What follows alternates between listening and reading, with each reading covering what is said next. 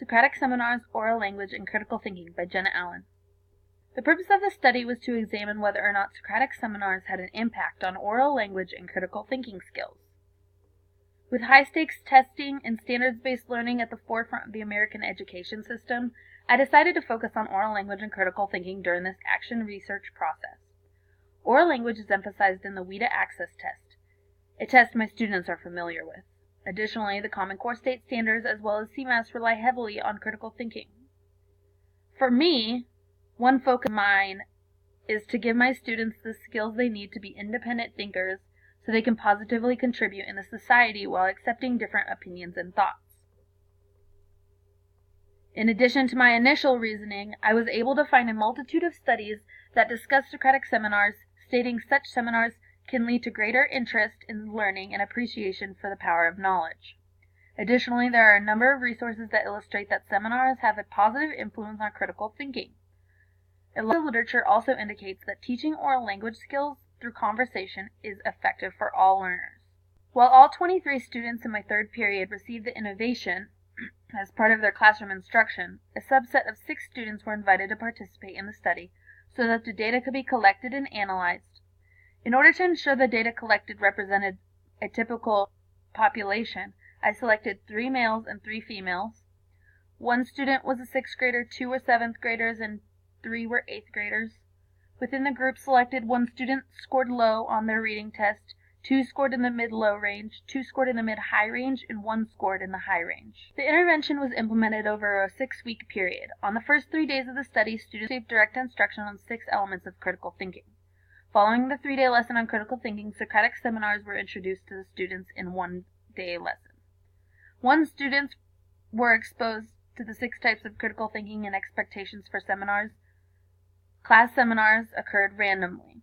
The intervention included 4 seminars revolving around the class readings, which included both fiction and nonfiction. My data collection tools included an oral language tracking sheet that broke down oral language into 4 sections that addressed 1. If comments made were coherent and relevant, 2. If they provided explanation for their opinions, 3. Which sentence structures they used, including simple, compound, complex, and fragments, and 4. If vague language was used. Another tool was the critical thinking tracking sheet, where I assessed which types of critical thinking each comment illustrated by shading in the box associated with the different types.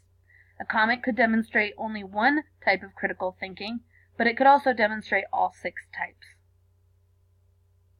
A third tool I used was the partner evaluation form, where students evaluated their partner's participation in the seminar by rating them on a scale of 1 to 5, where 1 indicated they had not yet shown proficiency, and 5 indicated their partner had proven mastery by going above and beyond. The 4th data collection tool used in the intervention was the self-assessment. Students considered a number of elements that were separated into 4 major sections, including 1. Reading and preparing for the seminar, 2. Listening during the seminar, 3. Speaking during the seminar, and 4. Interacting with others during the seminar. Each element was assessed on the district grading scale when 1 is the lowest score possible and 3 is proficient. The final data collection form used in the study came at the very end when the students were assigned a post-seminar survey. In this survey, students were asked 5 questions regarding the data trends I had already found. My first assertion was that critical thinking improves when students participated in regular seminars, and was supported by data collected using the critical thinking tracking sheet. Every comment a student made during the seminar was written in the comment section of their personal tracking sheet and assessed to see which types of critical thinking the comment illustrated, as shown on the left. After assessing each comment, I counted the number of boxes the students had shaded and then counted the number of boxes possible. With these numbers, I found the average for each student and then an average for the class. While individually students fluctuated in the critical thinking scores from seminar to seminar, the data illustrated that, as a whole, the class made gains from one Socratic seminar to the next. The figure above illustrates the class average for critical thinking and illuminates the gains from the beginning to the end of the study. Additionally, qualitative data supported this assertion. Student 4 wrote, after Seminar 1, I need to talk more.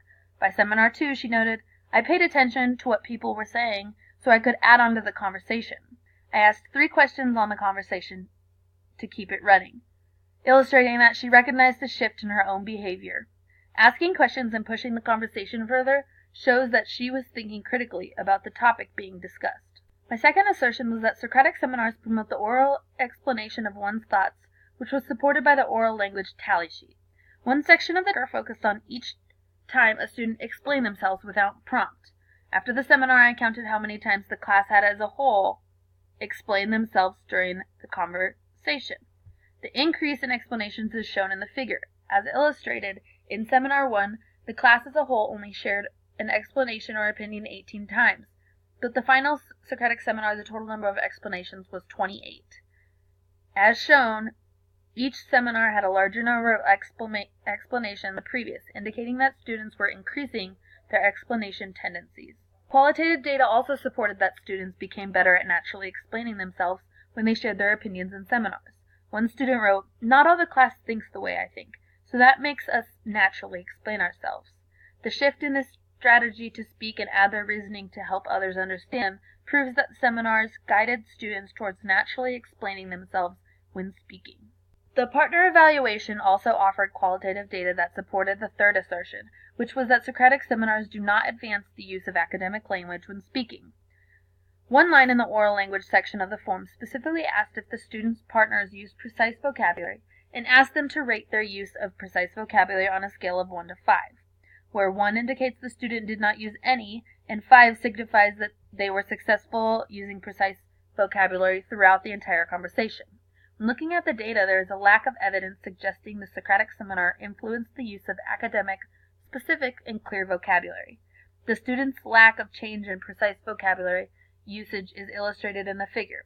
After collecting all the numbers from the first seminar to the last seminar of the study, only student 2 was given a higher score by the final seminar.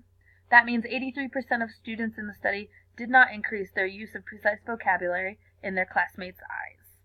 Additionally, when asking students about the use of vague language, student 2 responded, "You just say things off the top of your head," and another student added, "It might be hard specific words because you don't want to make a mistake while speaking." With a range of reasons provided, this qualitative data supports that the use of academic language was not strengthened during a seminar. This action research project was one of the most intriguing processes I have ever done because the possibilities of the study are endless.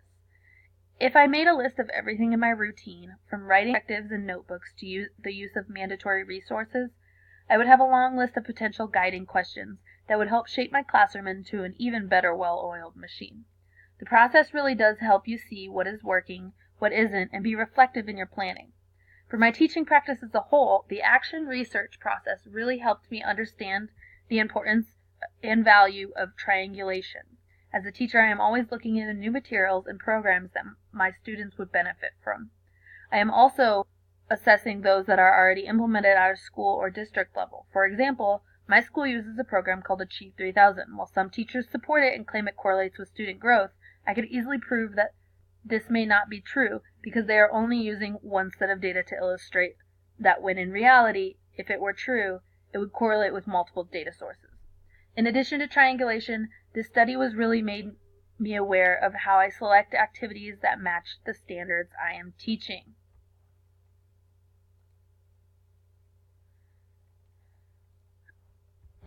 If giving suggestions, I would start by saying it would be most beneficial to use all of your students, or at least include a sample size of about 20. Also, be aware of any variables when picking your participants. For example, picking a truant student may prove to be hazardous to your data. Another suggestion is to ask questions that actually matter to you. I love seminars and really wanted to address critical thinking because it's a huge focus of mine when teaching. Had I gone with something generic for the project, I can't say that I would have found much value in it. The last suggestion I have is to make sure your collection tools and strategies are logical and easy. If they aren't logical, you will struggle to use them. They also may take more time to fill out. If I had to do this again, or any other teacher wanted to do something similar, there would need to be a few adjustments. The first thing I would say is there is no need to give direct instruction on critical thinking.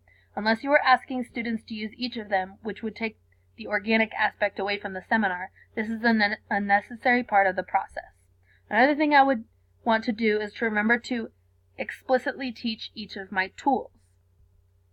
A third aspect would need to be to address the recording device.